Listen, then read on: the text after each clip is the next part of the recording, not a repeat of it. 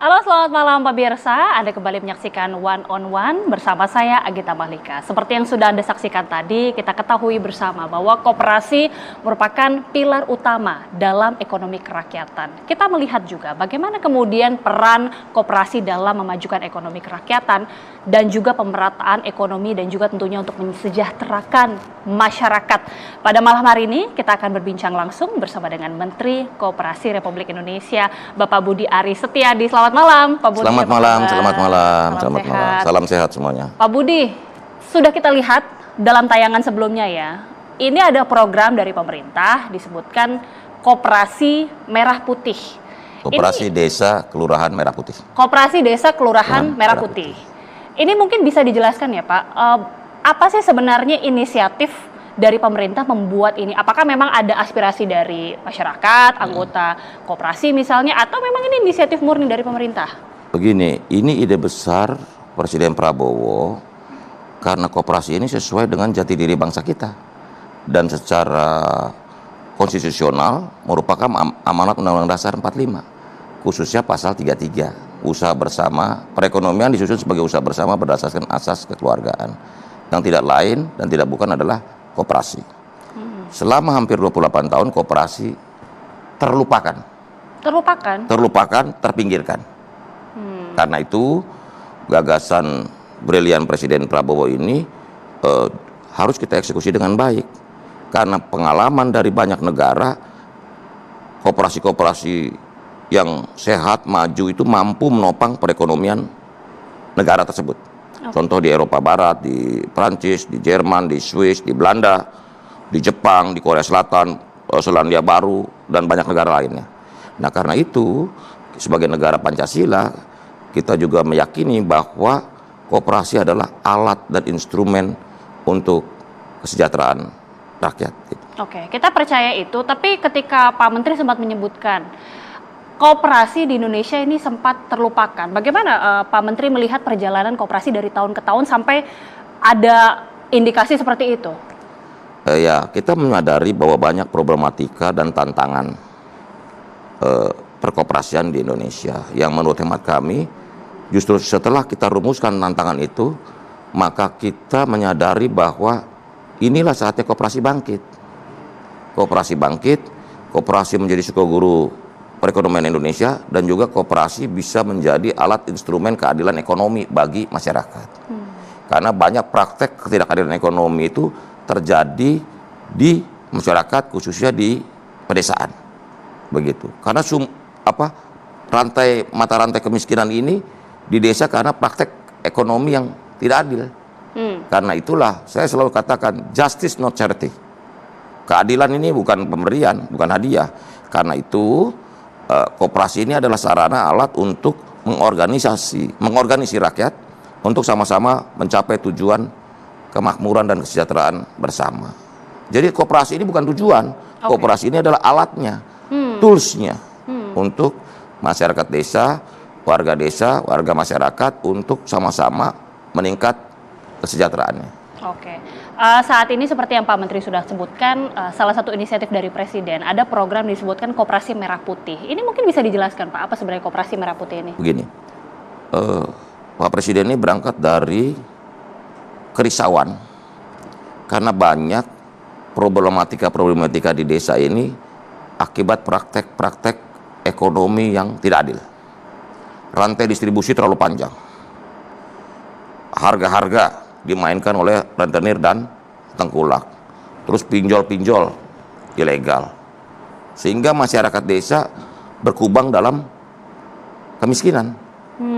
Karena itu Presiden berdiskusi dengan kami juga tentang bagaimana rakyat diorganisir lewat sebuah alat atau instrumen lembaga ekonomi masyarakat yang kuat dan sustain. Nah, inilah koperasi Desa Kelurahan Merah Putih. Targetnya 80.000 dan per sore tadi sudah hampir 40.000 yang sudah terbentuk melalui musyawarah desa khusus. Karena kan banyak kritik ke kami, kok koperasi top down? Harusnya kan koperasi bottom up. Saya bilang idenya top down, tapi pada prakteknya lewat mekanisme musyawarah desa khusus itu bottom up, karena masyarakat sendiri yang membentuk musyawarah desa khusus itu untuk membentuk koperasi desa Merah Putih di masing-masing desa mereka. Dan dari pantauan kami, hampir setiap pusdesus itu ada hampir 200-an peserta. Jadi antusiasme masyarakat dalam berkoperasi, khususnya koperasi desa Merah Putih, ini betul-betul luar biasa. Oke, 80.000 Targetnya target. 80.000. Dalam waktu berapa lama? Pembentuk, jadi gini, ada 2 fase awal ya. Sebenarnya ada 3 fase. Fase pertama adalah fase pembentukan. Pembentukan dalam hal ini artinya legalitas. Legalitas kelembagaannya yang ini kita targetkan sampai akhir Juni sudah terbentuk semua. Sekarang tadi saya sebutkan sudah hampir 40.000 Kopdes Merah Putih terbentuk secara kelembagaan. Ibaratnya gini, aktenya. Ya, okay. Nah, fase kedua adalah pembangunan dan pengoperasian Kopdes Kelurahan Merah Putih. Artinya dibangun, dioperasikan, gitu loh. Pengoperasian Kopdes Merah Putih. Nah, fase yang ketiga adalah monitoring, evaluasi, dan pengembangan bisnis. Nah, fase inilah kita bisa lihat, kita bisa monitor, evaluasi, mana yang kurang, mana yang bisa dikembangkan, karena potensi desa juga harus berkembang. Ya, ya. Desa bukan sekedar konsumen, tapi desa juga menjadi produsen. Desa menjadi lebih produktif, gitu loh.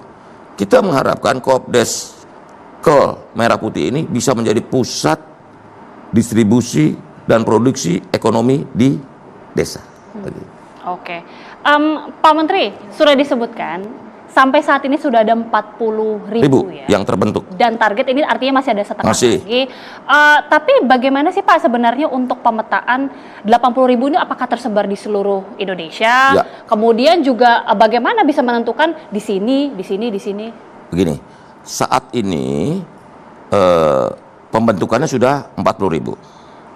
Dan memang harus diakui kondisi geografis Indonesia ini kan challenging. Desa-desa di Pulau Jawa, Bali, dan desa-desa di luar Jawa ini berbeda-beda. Bahkan ada satu di wilayah tertentu Indonesia Timur, satu desa penduduknya kurang dari 500 orang. Itu kan perlu tantangan. Iya. Dalam Karakteristik dari Indonesia yang secara geografis juga sangat bervariasi, menantang, beragam. Tapi kan kita alirannya begini, di mana di situ ada tantangan, di situ ada peluang. Begitu. Semakin ditantang semakin tergerak Semakin ya. berpeluang. Karena kita jangan melihat geografis itu sebagai masalah, justru itu peluang. Begitu. Oke, jadi penentuannya seperti apa? Jadi setelah dibentuk, Kopdes Kelurahan Merah Putih itu dibentuk, selanjutnya maka fase pembangunan pengoperasian. Di situ dalam ide awalnya ada kantor koperasi, ada unit simpan pinjam ini untuk memutus mata rantai rentenir tengkulak, terus juga ada gerai sembako kebutuhan pokok, terus ada klinik desa, apotek desa, cold storage gudang pendingin, dan yang terakhir adalah adanya alat transportasi berupa truk untuk mengangkut barang-barang hasil panen desa ke kota. Oke. Sebaliknya juga mengangkat barang-barang kebutuhan desa dari kota ke desa. Gitu.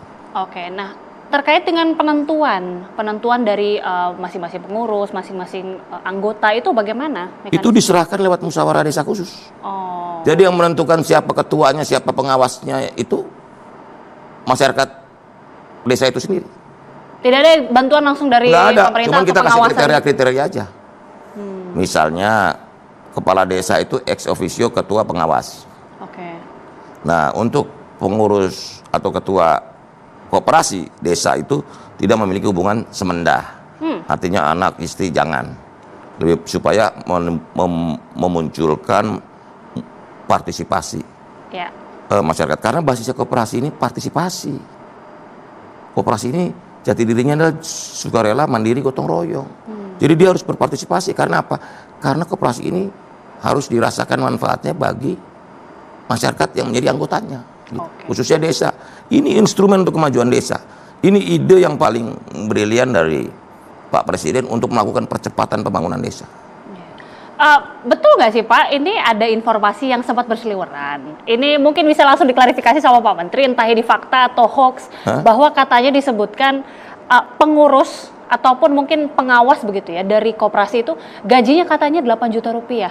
Gini, Nah itu bisa diluruskan Pak Menteri. Begini, kalau soal gaji, soal apa konsekuensi dari menjadi pengurus, menjadi pengawas itu nanti akan kita tetapkan selanjutnya setelah fase pembangunan dan pengoperasian. Gitu loh, belum sekarang. Nanti kita hitung karena skalanya.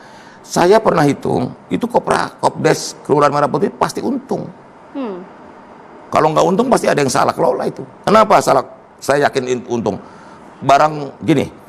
Barang-barang bersubsidi itu logikanya, hakikatnya adalah barang publik. Sehingga alat distribusi untuk barang-barang bersubsidi ini harus lembaga yang juga milik publik. Gitu. Jangan kebanyakan swasta perorangan. Misalnya begini, subsidi pupuk itu nilainya 43 triliun per tahun. Per tahun. Subsidinya ya. Jadi kalau dari pabrik 2.300, masa dijualnya 4.800 atau bahkan 5.000, bahkan langka. Ini kan nggak adil. Kasihan dong. Jadi selama ini Pak Presiden dan kami juga melihat bahwa ini subsidi negara yang begitu besar ini nggak tepat sasaran. Belum LPG. Ratusan triliun juga subsidi LPG. Tapi rakyat kecil malah beli dengan harga yang lebih mahal. Jadi subsidi ini siapa yang menikmati? Gitu loh. Karena itulah dengan adanya Koperasi Desa Kelurahan Merah Putih ini, rantai distribusi dibuat ringkas. Gitu loh. Jadi misalnya pupuk 2.300 dari pabrik, tambah ongkos angkut tergantung wilayah ya, 300, 400, 2.700. Ya sudah, tinggal langsung tidak pakai rantai panjang. Nah, Kopdesnya tinggal sepakati dengan masyarakat yang juga anggota Kopdes petani mau dijual berapa, pasti untung kan si Kopdesnya gitu loh. Belum LPG, belum minyak goreng dan sebagainya begitu. Sampai saat ini target tentunya 80.000 dan informasinya juga bahkan disebutkan modal yang disediakan itu satu unit mencapai 3 miliar rupiah. Ini mungkin bisa menimbulkan pertanyaan. Banyak yang mempertanyakan, Pak. 3 miliar kemudian ada 80.000 unit, angka yang sangat besar sekali. Bagaimana untuk pendanaannya sejauh ini? Tapi bisa dijawab usai jeda, Pak Menteri, sesaat lagi pemirsa. Kami kembali usai jeda. Anda kembali bersama kami pemirsa dan tentunya masih bersama kami Menteri Koperasi Republik Indonesia Budi Aris Setiadi. Pak Menteri, 80.000 target untuk menciptakan koperasi di seluruh Indonesia. Tapi disebutkan juga ada modal awal 3 miliar rupiah. Ini kan kalau dikali 80.000 angkanya fantastis sekali, bisa 200 lebih ya, 200 triliun. Bagaimana ini penjelasan terkait dengan pendanaan ini, Pak? Jadi yang namanya 3 miliar rupiah itu adalah plafon kredit. Jadi kita sudah jelaskan bahwa ini bukan uang hibah atau program Kopdes Merah Putih ini bukan program bagi-bagi uang, tetapi memberikan akses permodalan kepada lembaga ekonomi di desa yang namanya Kopdes Kelurahan Merah Putih ini. Gitu loh. Supaya pemahamannya sama. Ini pinjaman. Selama ini ada persoalan akses permodalan yang menjadi persoalan besar dari desa, sehingga mereka banyak bergantung atau terjerat dalam praktek rentenir dan tengkulak. Karena logikanya begini, petani itu kalau beras kan 4 bulan sekali dia dapat uangnya. Sementara kebutuhan hidup mereka kan per hari per bulan kan. Begitu panen baru mereka bayar. Nah ini mereka banyak kena praktek ijon. Makanya ada unit simpan pinjam. Itu kalau baru pertanian beras yang durasinya atau jangka waktunya 4 bulan. Jagung. Terus ada petani tebu yang hampir 11 sampai 1 tahun. Kan berarti selama mereka hasilnya belum bisa dipanen kan mereka perlu uang, yang perlu pinjaman untuk biaya hidup.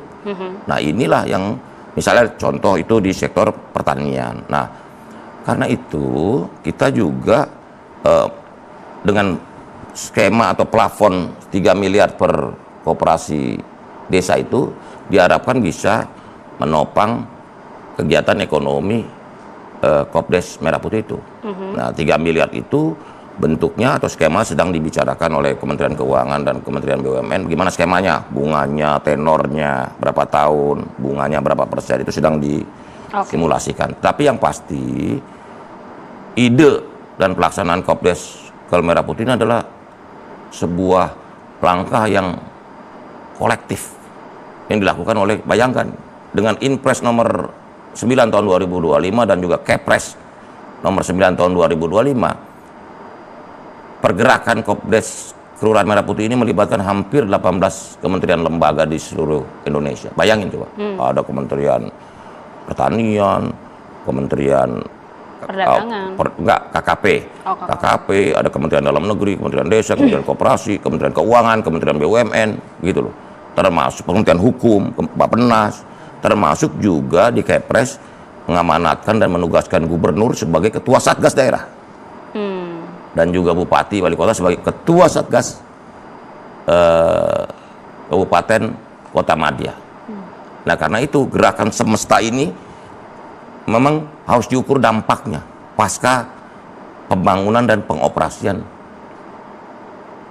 Kopdes Merah Putih ini. Begitu kita lihat bagaimana dampaknya, karena tujuan dari Kopdes ini juga salah satunya mengentaskan kemiskinan ekstrim yang jumlahnya 3,1 juta keluarga yang kita harapkan bisa kita entaskan dalam tempo yang secepat-cepatnya, sesingkat-singkatnya. Kita percaya tentunya tujuan ini sangat mulia dan harapan kita bersama, Pak Menteri. Masih menjadi pertanyaan juga, artinya ini kan skema pinjaman. Pinjaman dari Bank Himbara atau dari sumbernya itu seperti apa? Saya mau jelaskan begini, inilah ketidakadilan ekonomi di Indonesia. Bayangkan kredit yang tersalurkan ke masyarakat itu dari perbankan per tahun itu 7.000 triliun. Tetapi yang untuk koperasi hanya 15 triliun. Total. Artinya berapa itu? 0,2% dari total kredit perbankan nasional ini, hanya 0,2% ke sektor koperasi. Artinya apa? Betul-betul koperasi dipinggirkan kan? Jadi kalau katakanlah nanti kredit ke koperasinya 350 triliun, baru 5% dari total kredit perbankan. Nah, karena itu ini kan bagian dari upaya keadilan, mewujudkan keadilan ekonomi juga. Karena apa? Karena koperasi itu manfaatnya dirasakan oleh anggotanya, oleh masyarakat itu sendiri yang menjadi anggota koperasi, begitu. Informasi juga dari Pak Menteri Perdagangan Zulkifli Hasan, ini merupakan ketua Satgas. Menko Pangan. Menko Pangan, mohon maaf. Ini juga merupakan ketua Satgas, ketua Satgas dari Koperasi Merah Putih ini. Ini katanya bekerja sama juga dengan Danantara. Loh, karena ada perbankan. Dalam hal ini melibatkan BRI dan BNI. Dan juga nanti ada bank-bank daerah juga antusias juga terlibat. Mau dilibatkan. Juga banyak pihak. Menurut kami, koperasi ini memang harus menjadi kerja bersama, gotong royong. Karena Indonesia ini, gotong royong ini hanya dimaknai sebatas motif sosial.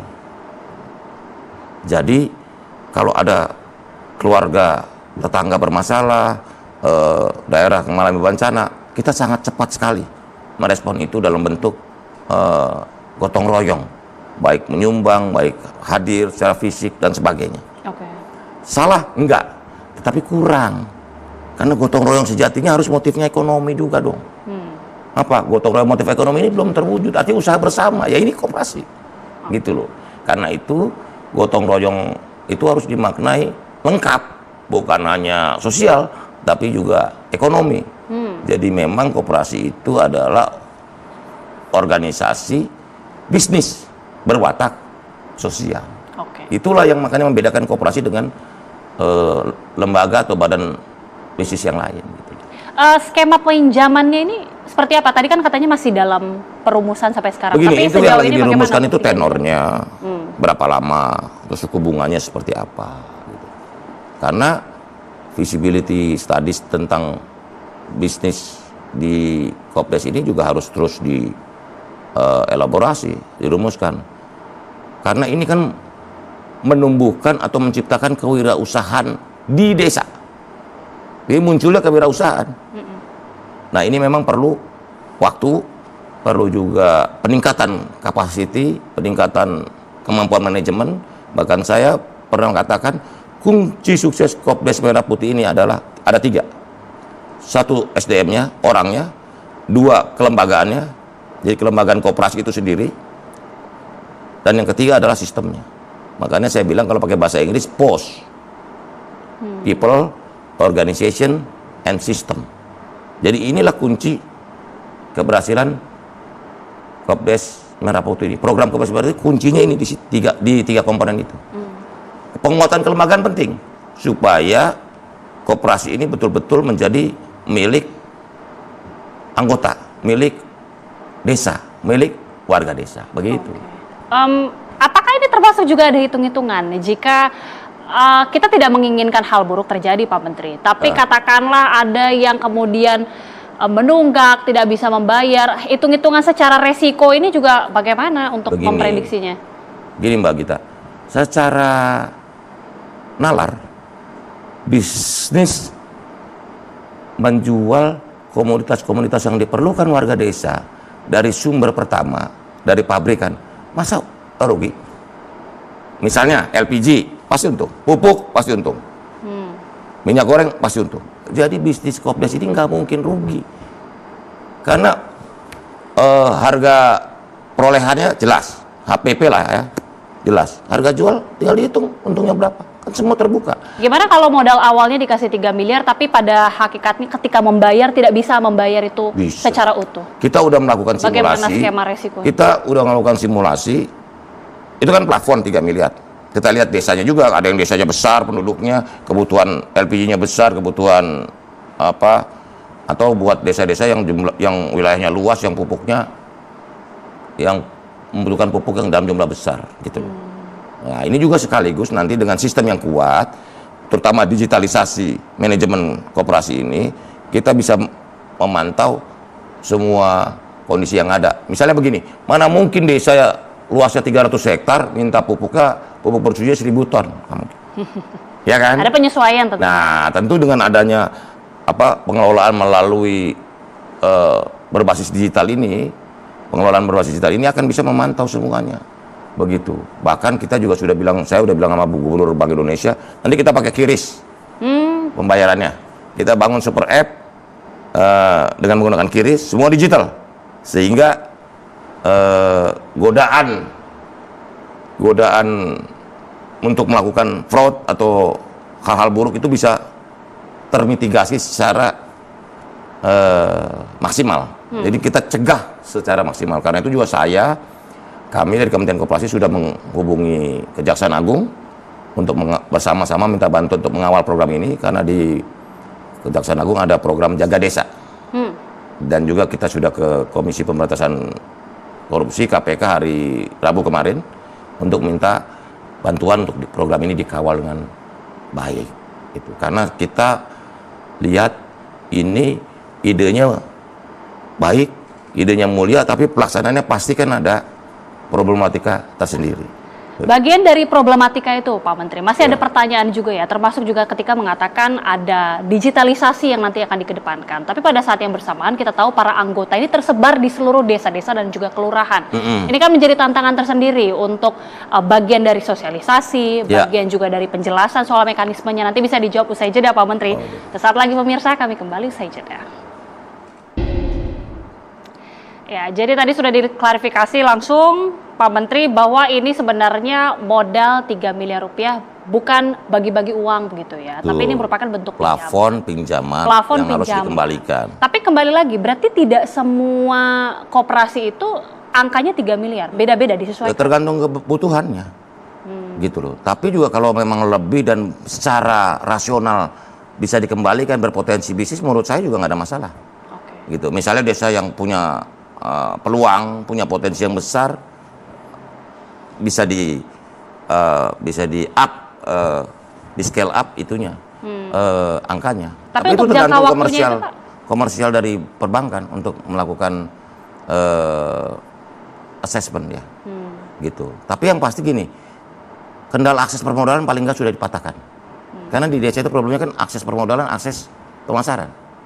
Nah, kita berharap seperti ide Pak Presiden, ada jaringan koperasi nasional ini bisa juga menyediakan ruang dan informasi mengenai akses pemasaran produk-produk desa. Jadi misalnya begini, nanti kita petani jangan nanam wortel karena udah lebih, jangan menanam ubi atau apa misalnya, atau kentang gitu. Sehingga karena kebutuhan nasional kita ini sudah terpenuhi gitu. Sehingga kan banyak petani menjerit ketika panen harganya sangat murah. Oke. Gitu. Nah, padahal kita tahu dan paham bahwa komoditas ini kan bergerak karena supply and demand juga. Selama barangnya udah berkelimpahan, maka pasti harga akan turun gitu loh. Nah, juga mengenai disparitas harga yang terjadi. Menurut pemahaman kami, itu setiap tahun untuk middleman itu 300 triliun rupiah. Bayangin tuh, middleman. Contohnya begini, membeli wortel dari petani 500 rupiah, dijual ke kotanya 5.000 rupiah. Bayangkan, petani di desa rugi, konsumen di kota juga rugi. Nah, siapa yang untung? Nah, ini middleman ini, yang jumlahnya dari semua komoditas diidentifikasi ada 300 triliun rupiah.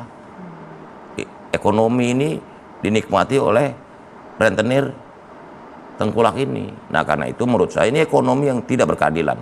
Nah, Kopdes Merah Putih ini adalah instrumen untuk menghadirkan keadilan distributif buat masyarakat, buat rakyat Indonesia. Oke, akan menjadi tantangan sendirikah Pak ketika membiayai atau memberikan ya pinjaman modal awal nominal sekitar 3 miliar rupiah?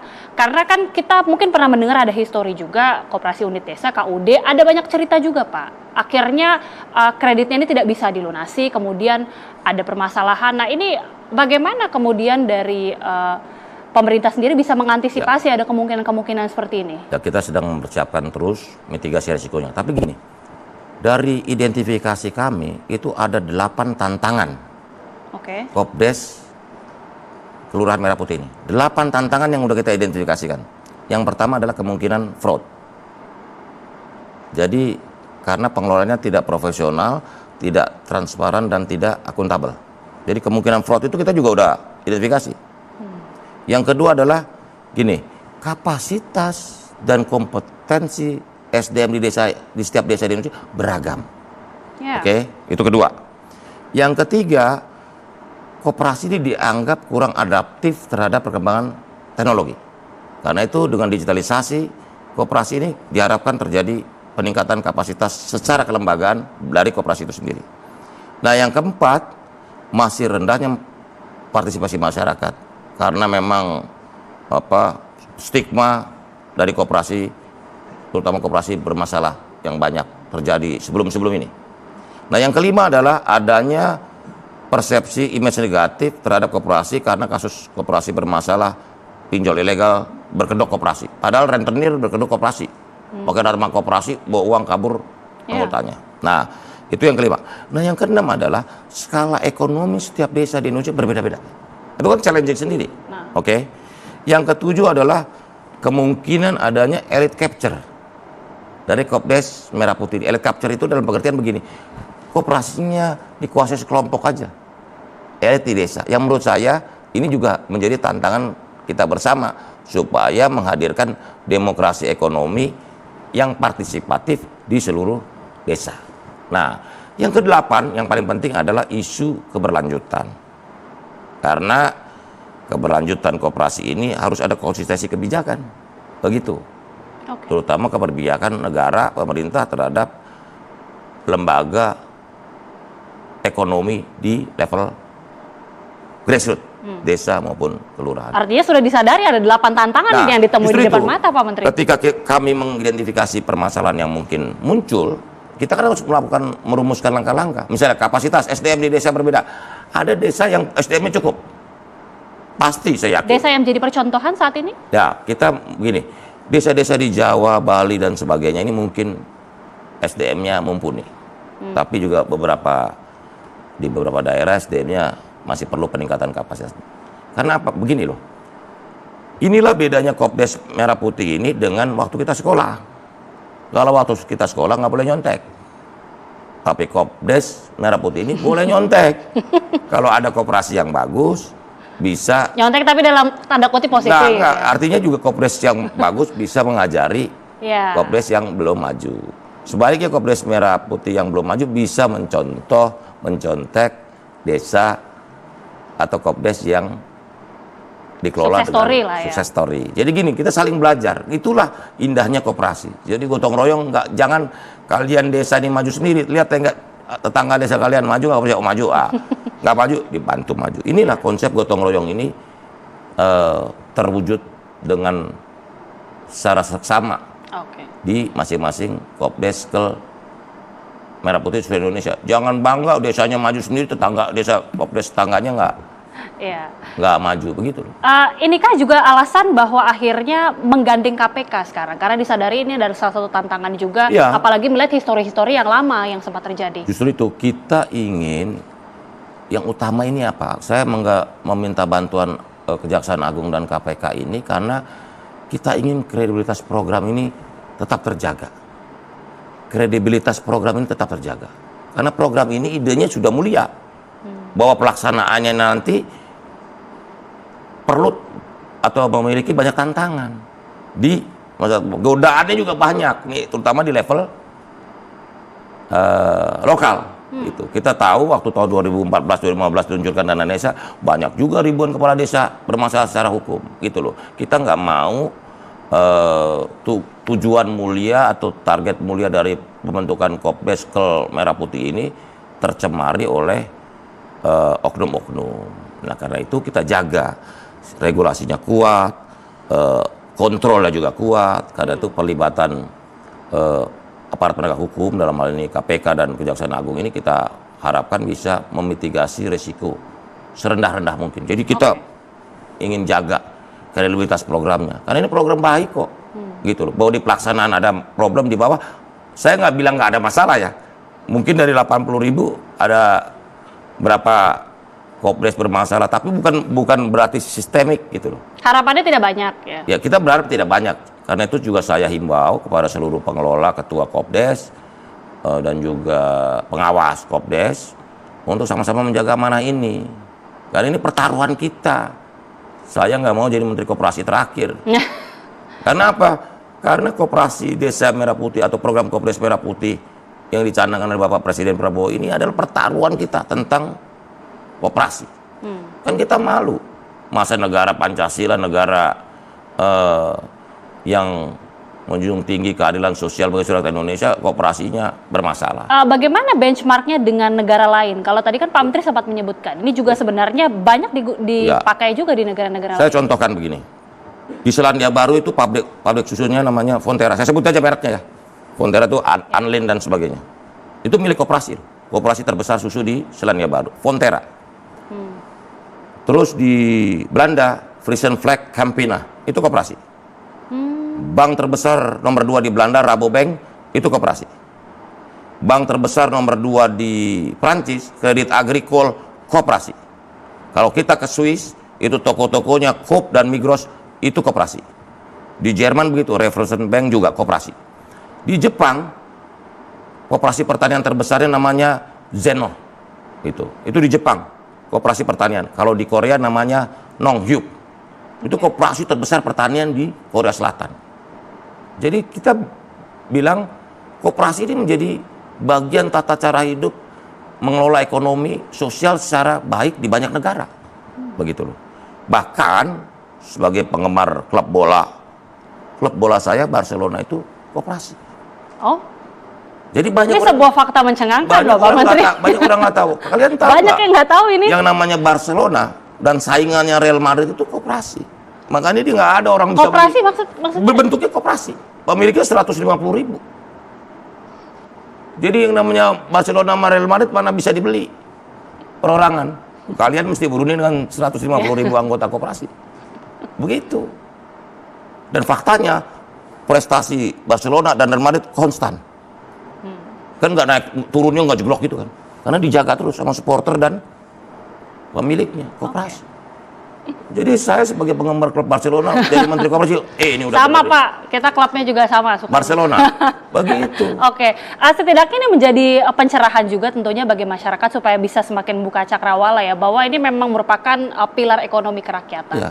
Nanti usai jeda kita juga akan berbincang banyak mengenai isu-isu lainnya juga Pak Menteri, namun sesaat lagi tetaplah bersama kami pemirsa di One on One.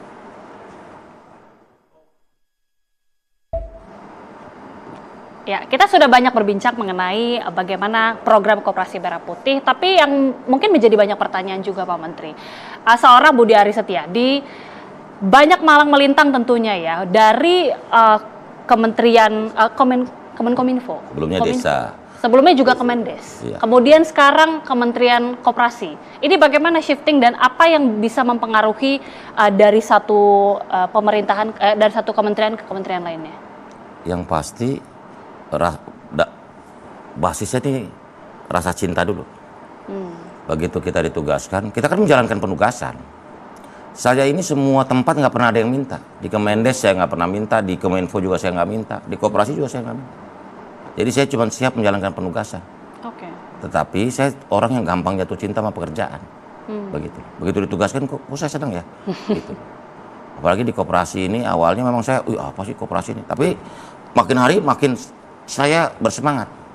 Karena inilah instrumen kita untuk membantu rakyat, menolong rakyat untuk bisa memperoleh keadilan ekonomi. Seperti saya tadi sebutkan, ini justice not charity. Jadi harus kita perjuangkan bersama. Dan lembaga yang paling kompatibel, lembaga yang paling tepat adalah Koperasi. Sesuai dengan jati diri dan semangat pendirian negara ini. Begitu loh. Oke. Jadi kita yang lalai, bahwa ini udah mimpinya pendiri bangsa kita nih Koperasi nih. Kita sendiri sebagai generasi penerus ini melupakan Koperasi ini. Karena itulah saatnya Koperasi bangkit. Gitu loh. Oke, itu cita-cita tentunya ya, Iya. dan harapan bagi kita semua. Dan sekarang dengan amanah sebagai Menteri Koperasi, ada banyak kemudian penugasan dalam perjalanan karir Pak Menteri sejauh ini. Iya. Sampai saat ini menjabat sebagai Menteri Koperasi Republik Indonesia. Bagaimana kemudian harapannya melihat ada banyak program-program pemerintah yang akan dilakukan ke depannya, dan juga integritas dari kementerian tentunya juga harus tetap dijaga. Harapannya dari seorang Budi Aris Setiadi seperti apa? Jadi gini, program Kopdas Kelurahan Merah Putih ini harus kita jaga kredibilitasnya. Karena ini pertaruhan kita tentang nasib rakyat. Karena saya yakin kalau Kopdas Kelurahan Merah Putih ini berjalan dengan baik, ini akan merubah tatanan sosial ekonomi khususnya di desa. Keadilan distributif akan terwujud. Keadilan ekonomi terwujud. Masyarakat akan meningkat. Karena dari angka-angka yang ada ini nggak imbang. Ekonomi desa itu hanya 14% dari ekonomi nasional. Ini kan menurut saya kurang balance. Sehingga dengan adanya Kopdas Merah Putih ini kita dorong, kita wujudkan desa menjadi desa-desa yang produktif, desa-desa yang memiliki daya saing, desa-desa yang tangguh, desa-desa yang mandiri, di mana desa itu bisa menjadi kekuatan negara ini. Gitu. Karena hampir di semua negara desa itu makmur, bukannya desa itu jadi sumber kemiskinan gitu loh. Karena itu kita berharap dari seluruh masyarakat, terutama yang sudah kepilih menjadi ketua dan pengurus Kopdes dan juga pengawas, untuk sama-sama mewujudkan ini. Selama niatnya, nawaitunya benar, saya yakin ini akan sukses. Karena itu kita juga minta pengawalan semua pihak. Ini bukan program satu kementerian, dua kementerian. Ini program kita pertama. Untuk kita kawal program ini agar manfaatnya bisa dirasakan seluruh masyarakat Indonesia. Begitu. Harapan kita bersama tentunya. Betul. Dan tentunya selamat bertugas Pak Menteri. Ada banyak program dengan target-target yang akan harus dilakukan sampai ke depannya. Tapi terima kasih sekali lagi Pak Menteri Koperasi Republik Indonesia Budi Aris Setiadi sudah bergabung bersama kami. Selamat malam. On One TV One. Sehat selalu Pak Menteri. Sehat selalu Mbak. Dan perbincangan tadi pemirsa juga sekaligus menutup perjumpaan kita di One on One. Mewakili kru bertugas, saya Agita Malika mengucapkan terima kasih. Selamat malam, sampai jumpa.